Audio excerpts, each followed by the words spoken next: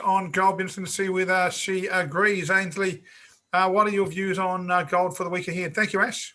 No problem. Thanks, Ash. Aha, gold. Now that's been an interesting week, hasn't it? We have certainly had an interesting week. Let's have a look. Let me pull up this chart here.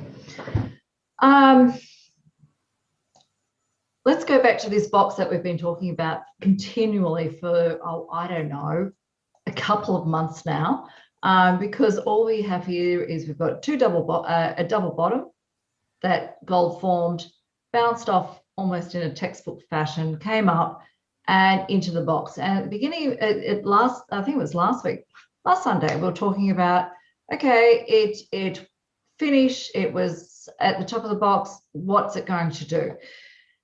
We had a breakout, and when I had the breakout, I was really, really suspicious of the movement on it, the nature of that move, and then it stalled. And it was, look, as everybody knows who follows this show, I'm waiting for it to do something, go somewhere, do something.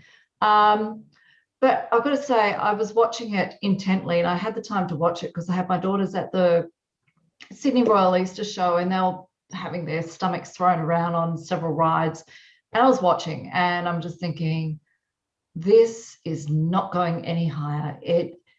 I brought it down to a 1 hourly chart, and it's like, I think I posted on our broadcast group, just wait. We've got to wait. We've got to see if this is a false breakout. And sure enough, it came back down, straight back into the middle of the box, had a little look around. I'll drop it down to an hourly chart. And if anybody knows how I trade, I really don't like to get down to this area. So it was stalling. This is where I was at the Easter show.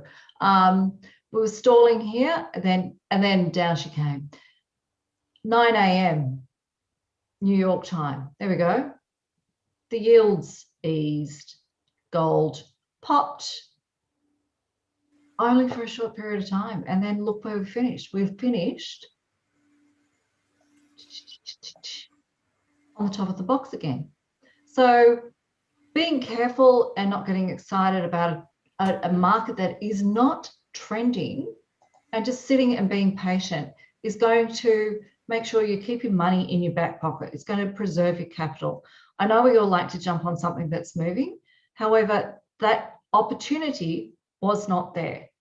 It's been quite delicate with how it's been moving, and we've been following this box in hope that it'll actually go somewhere. We've had nowhere to go. Furthermore, on a daily basis, and I'll just open that up a bit more so you can see that a little clearer, is we came straight up and clipped the 50 moving average. And with gold, we've talked continually about how gold likes levels, and gold clipped the 50 EMA, and that also, it came straight back down, hit the 100 on the 4 hourly chart. It hit the 100 moving EMA, 100 moving average there, exponential moving average, and bounced. But that was also in line with the fundamental side, to which it's being sensitive, of the yields rate, bond yields rate easing. Sorry, that's a mouthful there. Where we go to next, that's where we've been, that's where we're at. Where to next? I have to wait. I'm looking at, if you go to my weekly chart with this massive bull flag that has given me a double bottom, it's given me a bounce. Do we get up that high? I don't know at the moment. I do not know. There are so many cogs in the wheel at the moment with interest rate, inflation. Do we go down, as Ash suggested, do we go to 1550? Personally, I don't think so. Where we're at the moment is something that's been static, and it's holding its balance through quite a bit that's going on with the US dollar. Okay, so everything that's happened in the US dollar, with the US dollar, we're static. We're static in this ridiculous box, and we just haven't gone very far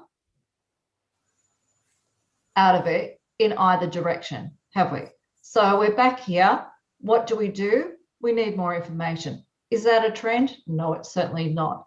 Is we're ranging. I'm not a range trader.